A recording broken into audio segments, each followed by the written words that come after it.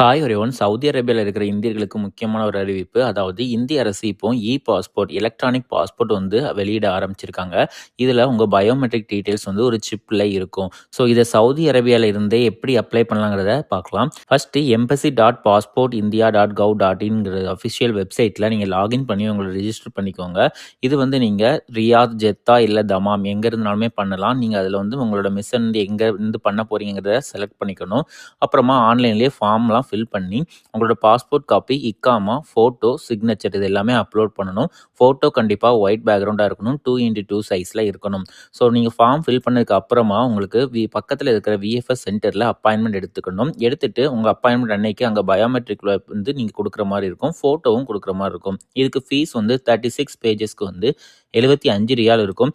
60 பேஜஸ்க்கு வந்து 100 ரியால் இருக்கும். ப்ளஸ் டேக்ஸும் வரும். இதெல்லாம் சப்மிட் பண்ணதுக்கப்புறம் உங்களுக்கு பாஸ்போர்ட் பிரிண்ட் ஆகி இந்தியாவிலேருந்து ஒரு 2 to 3 வீக்ஸில் உங்களுக்கு கையிலே கிடைக்கும். வீடியோ பிடிச்சிருந்தா லைக் பண்ணுங்கள், ஷேர் பண்ணுங்கள். தேங்க்யூ ஃபார் வாட்சிங்.